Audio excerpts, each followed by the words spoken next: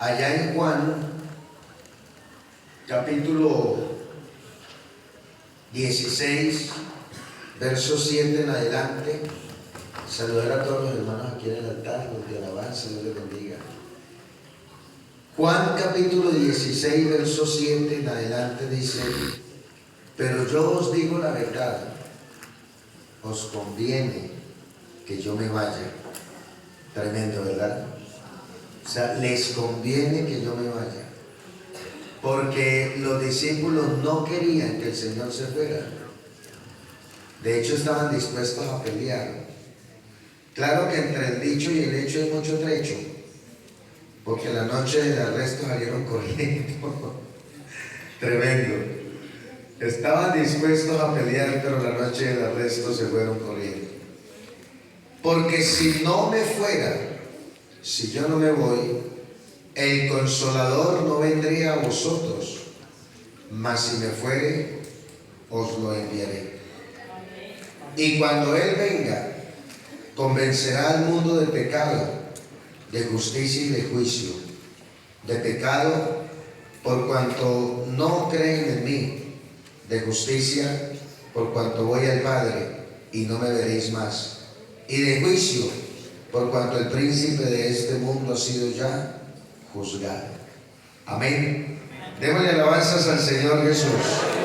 Gloria a Dios. Bueno, como se ha venido anunciando, el tema para este día es la obra del Espíritu Santo. Y antes pudiéramos decir la obra salvífica, porque es que la obra que hace el Espíritu Santo es la obra salvífica, no es otra, es la obra de salvación. Y hablando de salvación, esta es una obra exclusiva del Espíritu Santo y es un proceso de principio a fin. Tiene un principio y tiene un fin. Por eso, aunque no voy a predicar de familia ni mucho menos, pero permítanme, hermanos, si el Señor no edifica la casa, en vano trabajan los que la edifican. Al cielo nadie va a garrote. Denle todo el garrote que quieran sus hijos. Si el Espíritu Santo no hace la obra en ellos, no hay nada. Así que los muchachos, más que garrote, lo que necesitan es la obra del Espíritu Santo en ellos. Amén. Va de principio a fin y comienza, ojo, comienza en la persona. El día que la persona comienza a oír la palabra de Dios hasta el día de la perfección. Se entiende perfección el día en que seamos transformados en gloria al estar vivos, o los muertos sean resucitados para recibir al Señor. Amén. Ese es el día de la perfección, cuando nos levantemos gloriosos y victoriosos para estar en la presencia del Señor siempre. Amén. ¿Por qué se habla de perfección ahí? Porque mientras no seamos perfeccionados, mientras Cristo no venga por la iglesia, vamos es en el camino de la perfección, con luchas, con dificultades, con situaciones, con debilidades, pero a partir de la transformación en gloria, hermanos, será victoria absoluta, victoria total. Amén. Entonces comienza en la persona desde el día que empieza a oír la palabra de Dios y va hasta el día de la perfección.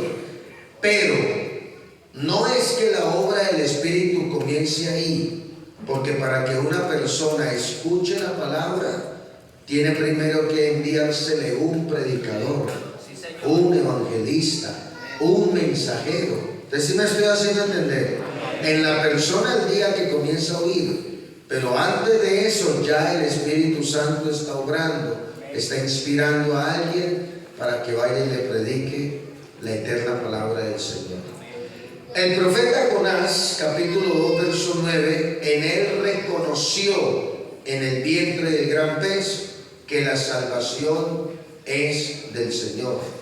Y el apóstol Pablo declara en Filipenses 1:6, diciendo que está persuadido, convencido, seguro que el que comenzó en vosotros, nosotros diríamos en nosotros, la buena obra la perfeccionará hasta el día de Jesucristo. Esto es hermoso. Él la comenzó, Él la desarrolla y Él la perfecciona. Amén. Y así como les decía con respecto a los padres, que no iba a hablar de los padres, ahora hay algo importante, hermanos. No presionemos a los amigos. Dejemos que el Espíritu Santo haga la obra. A veces con tanta dificultad traemos a alguien al culto y una imprudencia de alguien puede llevar a la persona al desánimo. Hace tiempos me contactaron desde prédicas pentecostales que había llegado una muchacha Pitalito que había tenido intento de suicidio ya en varias ocasiones, que si podía llevarle la palabra porque ella quería, necesitaba ayuda.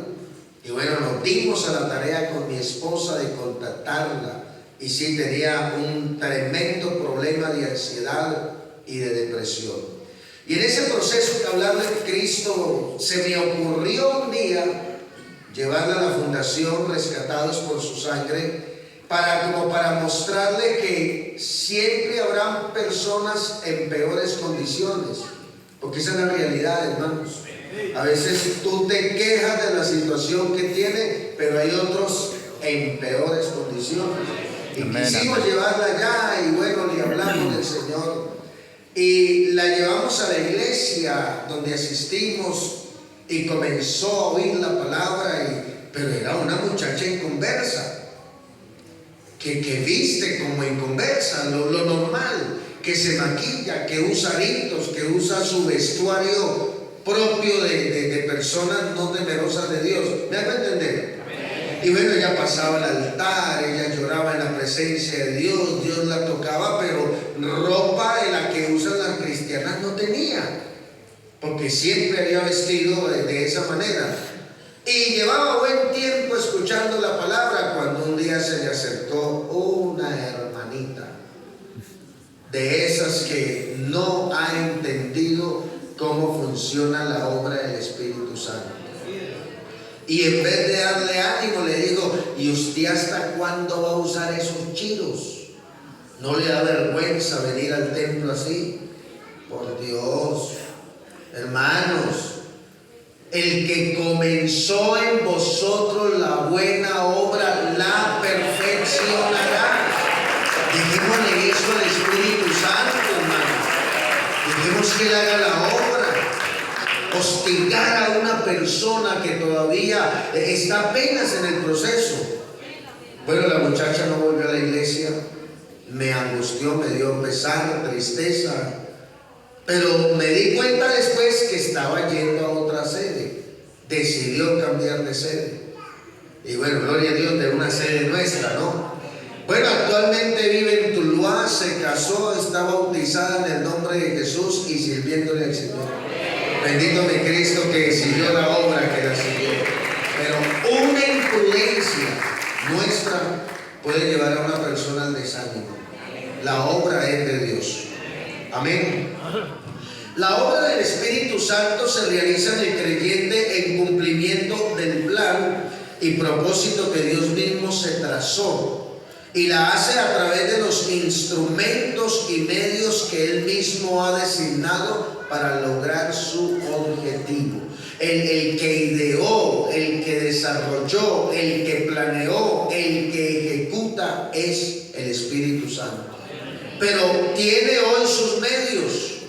La iglesia, por ejemplo, una iglesia gloriosa, dice la palabra del Señor.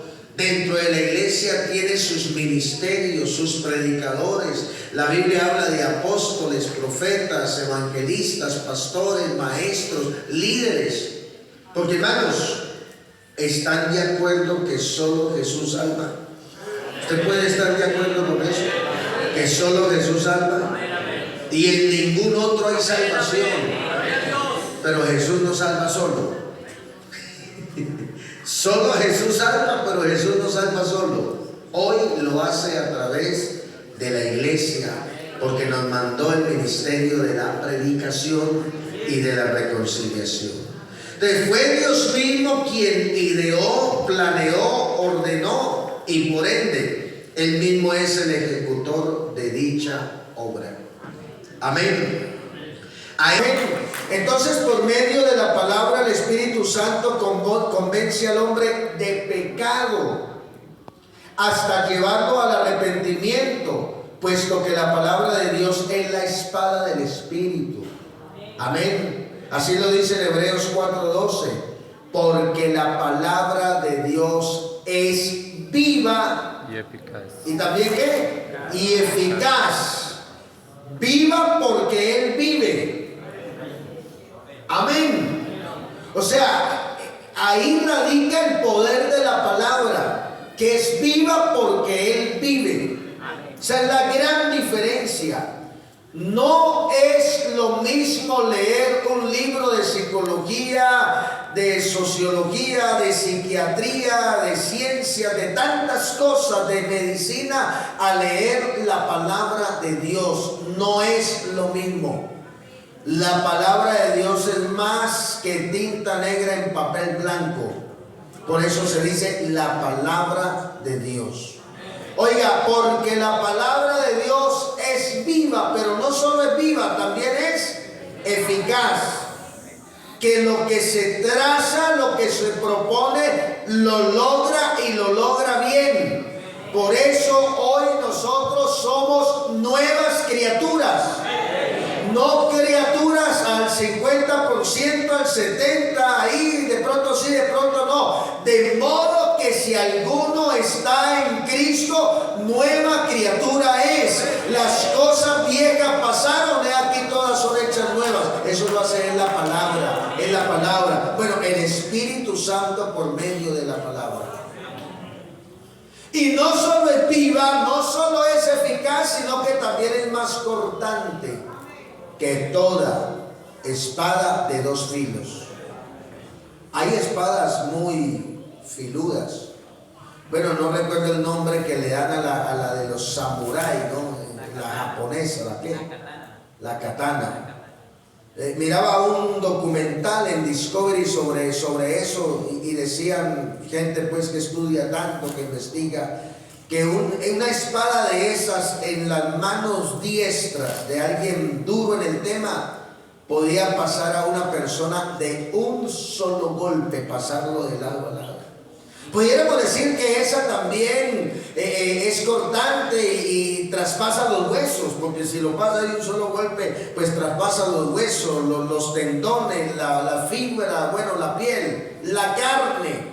Pero es que esta no solo es más cortante que toda espada de dos filos que penetra hasta partir los huesos, la carne, los tuétanos, sino partir el alma y el espíritu.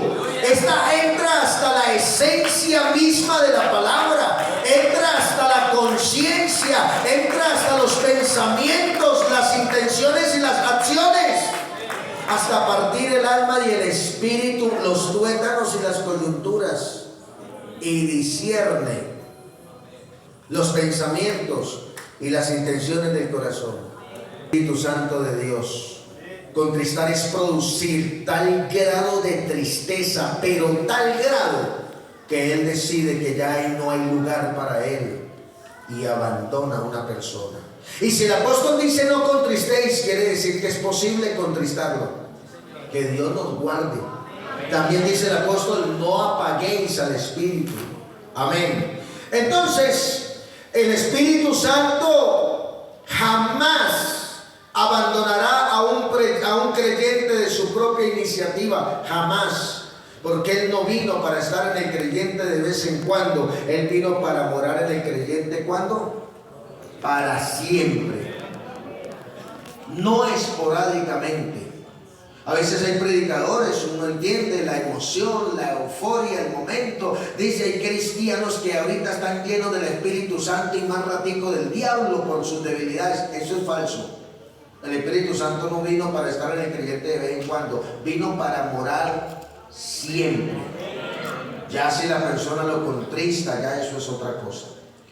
El Espíritu Santo entonces en su primera etapa, ¿qué hace?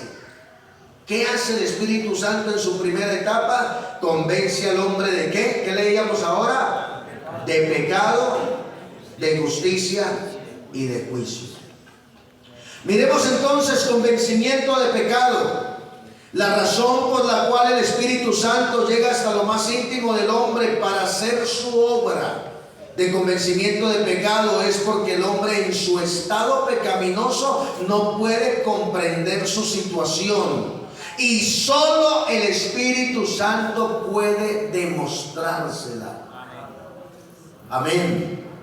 Por eso evangelistas, predicadores, aunque todos debemos ser evangelistas, digámosle al Señor a la hora de predicar, de evangelizar, que sea Él quien nos dirige. Que sea Él quien ponga sus palabras en nosotros. Porque la gente no es convencida por argumentos humanos, ni conceptos, ni por cuestiones religiosas. No, a la gente lo que la convence es el Espíritu Santo. Esto se ve claramente en la pregunta de la multitud del día de Pentecostés, que compungida de corazón preguntaron. ¿Recuerdan? Está en Hechos capítulo 2. Que Pedro, lleno del Espíritu Santo, predica un poderoso mensaje a una multitud como de ¿cuántos? Como de 3,000. Porque la Biblia dice que era el número como 3,000. Puede que un poco menos o puede que un poco más. El asunto es que esta gente compungida de corazón por el poder del Espíritu Santo, de la palabra en los labios de Pedro, llega un momento en que ellos dicen: señores, ¿qué debemos hacer? Varones, hermanos, ¿qué haremos?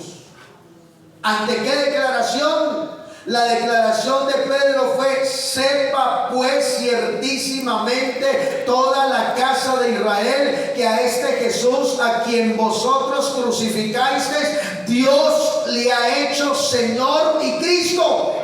Pero Señor en griego es Kyrios, que se traduce amo y dueño absoluto de todo. Lo que les está diciendo Pedro a la multitud es que ese Jesús, a quien ellos crucificaron, material o intelectualmente o de intención, con el mero hecho de haber gritado crucifícale, crucifícale, a ese Jesús que a ellos humillaron, maltrataron, escupieron, se le burlaron, le meneaban la cabeza, lo escarnecieron, ahora Él es el Señor, Él es el amo y dueño absoluto de todo, y vendrá a reinar, porque Él había dicho que vendría a reinar.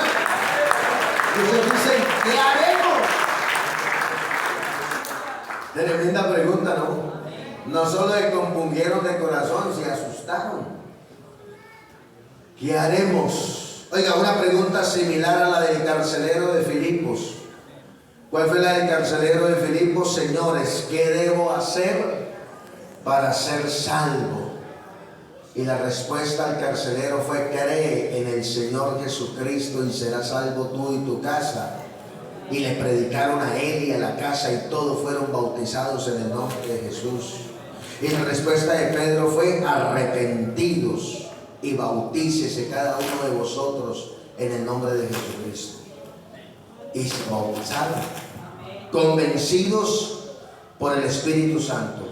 La convicción de pecado que el Espíritu Santo produce en el pecador no se limita a reconocer solo que es culpable de sus pecados, sino a reconocer que el mayor y más grande pecado de todos es no creer en el Señor.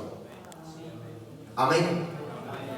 Juan 16 dice un texto: y cuando Él venga, convencerá al mundo de pecado. 16:8, de justicia y de juicio, pero aclara: de pecado por cuanto no creen en mí. La gente allá afuera cree que el mayor pecado es matar, asesinar, violar, De hecho, cuando en las noticias dicen que tal joven asesinó a su propia mamá, ¿cómo reacciona la gente? Eso le cae la quijada y le granan los ojos. Eso no tiene perdón de Dios. Que mató a la abuelita, no tiene perdón de Dios. Que le quitó la vida a los hijos, no tiene perdón de Dios. Pero ¿quién lo dice? ¿La Biblia o la gente? La gente, no la Biblia. Cristo en la cruz es más que mi mamá, es más que papá, es más que hijos, es más que esposa. Y Cristo en la cruz dijo: perdónalos, porque no saben lo que hacen. El mayor y más grande pecado de todos no es lo que la ley llama delitos, es no creer en Cristo. La incredulidad es el peor pecado. Pero no se limita solamente a creer en el Cristo que vino, que se presentó, en el Cristo histórico.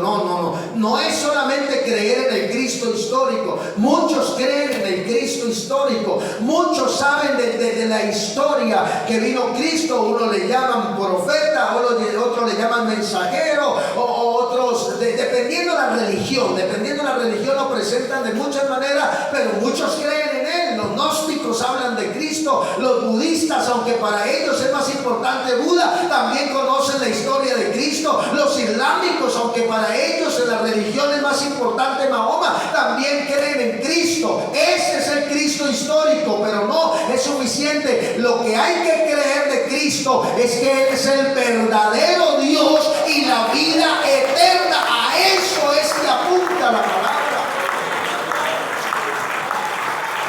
Ese término encarnado, sáquese ese término de la cabeza, que eso no existe en la Biblia. La Biblia habla de manifestación en carne. Usted no encuentra en la Biblia que la encarnación, a mí me encarna una uña, eso es otra cosa diferente. La Biblia no habla de encarnación, habla de manifestación en carne. Entonces hay que creer en eso. Amén. Entonces, el peor pecado es la incredulidad. Por eso el Espíritu Santo viene a convencer al hombre, a quitarle esa incredulidad. Y yo creo que algunos de ustedes fueron bien incrédulos. Yo creo que aquí hay hermanos que fueron hasta aborrecedores del Evangelio. Odiaban el Evangelio. Le iban a hablar del Evangelio y yo soy católico, apostólico y romano. Y eso se rebotaban, hermano. Pero un día el Espíritu Santo los convenció del pecado. Amén. Gloria a Dios. Convencimiento de justicia. Hace años yo leía este texto y yo no lo entendía. Yo decía, pero que el Espíritu Santo me tiene que convencer de justicia. ¿De cuál justicia? Me preguntaba en mis inicios, pero es que si es que uno es tan pecador y tan malo que ha sido uno. Pues un día pude entender que no se refiere a la justicia nuestra. No hay justicia en nosotros, porque no hay justo ni siquiera uno. Porque no hay hombre que haga el bien y nunca peque. Nosotros no nos salvamos por los méritos propios, nosotros vamos a ser salvos por los méritos de Cristo. Amén. Entonces, de la justicia que el Espíritu Santo tiene que convencer a un pecador es de que solo la justicia divina lo puede justificar. O de que el pecador es solo justificado en la justicia divina y hacerlo apto para entrar en el reino de Dios, la cual se revela por medio del Evangelio. Porque en el Evangelio la justicia de Dios se revela por fe y para fe, como está escrito, mas el justo por la fe vivirá. Pero a nosotros no se nos cataloga justo de nuestra propia iniciativa, somos justos porque Él nos justificó. La Biblia lo que dice de nosotros es que por cuanto todos pecaron, estaban destituidos de la gloria de Dios, que la paga del pecado es muerte, que el alma que pecare esa morirá. Eso es lo que dice la Biblia de nosotros. Amén. Así que ese cuentico, con el respeto pues de los profesionales, ¿no? Mírate al espejo, Abrázate a ti mismo. Di que eres exitoso, que eres valiente, que vas para adelante, que eres muy buena persona. Carreta, papito. Los que somos pecadores, hermano. Si hoy la Biblia nos llama justos, es porque Él nos justificó. ¿Y qué es justificar? Es declarar inocente a un culpable. Éramos culpables, pero Él por su gracia nos declaró inocentes. Amén. Nos indultó el Señor. Justificación es el acto jurídico por medio del cual Dios, con base en su gracia, declara inocente al culpable que cree en su sacrificio y lo recibe. Amén. O sea que no somos justos de por sí, sino que estamos nosotros vestidos es con la justicia de Cristo. Amén. Por eso hoy se nos llama justos, que es diferente. Entonces, la Biblia dice que nuestra propia justicia delante de Él son como trapos de inmundicia. Voy a tratar de ser lo más respetuoso posible por respeto a las damas, lo más decoroso, para no entrar en muchos detalles. Pero en tiempos de Isaías, cuando él usa ese término, trapo de inmundicia, eran los trapos con que la mujer se aseaba en su día 28 y los que usaba. Hasta ahí se buen entendedor, pocas palabras. Eso eran los trapos de inmundicia. Recuerden que la mujer en su ciclo la declaraban ¿qué? Inmunda, y todo lo que ella tocaba quedaba inmundo. Y hasta el esposo a dormir a otro lado, porque hasta la cama era declarada inmunda, y si el esposo pues estaba con ella, era también inmundo. Y eso era un trabajo, hermanos, de purificación tremendo, toda una ceremonia. A eso se refiere Isaías cuando dice nuestra propia justicia, es decir, calificarnos a nosotros mismos como muy buenos, como muy santos, como muy nobles, como tales y aquellos. Y para que no quede duda de nada, yo a veces siento que ninguno de nosotros, pero cierto, no puedo afirmarlo porque pues cada quien, ¿no? Pues yo a veces cuando miro a Cornelio, yo digo, bueno, ¿habrá entre nosotros un Cornelio antes de Cristo? No, no creo. La Biblia dice que Cornelio era piadoso y temeroso de Dios con toda su casa. Así que si tú eres muy piadoso y muy temeroso, pero tu casa, los hijos están endiablados, ya perdiste con Cornelio. Porque es que Cornelio no solamente era temeroso y piadoso él, también toda su, ¿y qué es casa? ¿La de 4 paredes? Familia, la esposa, los hijos. Y hacía muchas limosnas. Amén. Y oraba siempre. Usted siempre ora. Hermana, cuando usted está alegando que le rompe la olla al marido en la casa, está orando. Me decía un hermano, uy, esa esposa mía, esa vieja alega que da miedo. Le dije, ella no alega, ella está en su estado natural. Eso fluye. Ahí está orando. Cuando está cascarrabiosa, está orando. Hermano, cuando usted está iracundo, está orando. Pero la Biblia dice que Cornelio oraba siempre. Oiga, y no eran de esas oraciones que a veces decimos porque no son reales, pero son maneras de expresarnos, que no subió ni al techo. No, las de él subían a la presencia del Señor. Lo inquietaban, lo movían. Un día Dios ve algo especial o un olor fragante, dice la Biblia, y se asoma y es Cornelio que está orando. Y Dios se pone a escudriñar a Cornelio y es Dios el que encuentra, porque Dios es el que lo dice. Es la palabra la que la dice. Y Dios se encuentra que es piadoso, que es temeroso, que es muy buena persona, que sus hijos son una elegancia, que da limosnas, hace obras de caridad y tiene mucha oración. Digo, ay, tan lindo Cornelio, pero no arrepiente, va para el infierno. Porque no nuestras propias justicias. Mandó a un ángel y le dijo, vaya donde Pedro, para que vaya y le predique a Cornelio. Porque el que creyere y fuere bautizado será salvo. No son tus limosnas las que te van a salvar, no son tus obras de caridades. Es el poder de Cristo, es la justicia de Cristo la que salva al pecador. Amén. Así que Cornelio, con todo lo lindo que habla la Biblia, tuvo que oír la palabra, tuvo que creerla, tuvo que arrepentirse y tuvo que bautizarse en el nombre de Jesús. Con todo y haber hablado en lenguas por el Espíritu Santo, tuvo que ser bautizado. Porque hay hermanos que dicen, bueno, y si yo recibí el Espíritu Santo antes del bautismo, ya todo bien. Todo bien, no. Cornelio tuvo que bautizarse. Porque el bautismo es para el perdón de los pecados. Amén, amén. Cuando Adán y Eva se vieron desnudos a causa del pecado, quisieron arreglar el problema por sus propios medios, pero eso fue insuficiente.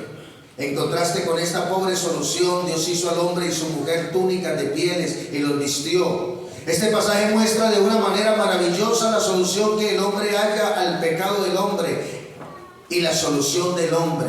La solución del hombre fue unas tristes hojas de higuera para cubrir su desnudez. No, pues ¿para qué iban a servir y cuánto iban a durar? Va la hermana Eva moviendo sus caderas por ahí en el huerto del Edén con sus hojas de higuera, y cualquier chamisa por ahí asomada le arrancó ahí el bejuco con que se amarraba las hojas de higuera. Ahí volvió a quedar. Seguía en su desnudez, seguía en su problema. Se marchitaban, se secaban y seguía el problema. Esas hojas de higuera los protegerían del sol, de la lluvia, de los mosquitos. Nada. Y Dios dijo, no, necesitan vestidos. ¿Sabían ustedes que la piel de animal es hermética? Eso hermanos, sobreviven. Uno ve perros por allá en la Antártida. Los osos, porque Dios les dio un vestido apto para el calor, para el frío, y un cuero duro. ¿Alguna hermana aquí ha hecho alguna vez lechona, un cojín de lechona? Y lo ha cosido, le ha metido eso para coser. Bendito. Uno se imagina que eso es blandito. No, señor, eso es con alicate que hay que hundir la lezna, porque es que Dios les da un vestido que les aguanta. Pero para Dios vestir a Adán y a Eva hubo un sacrificio.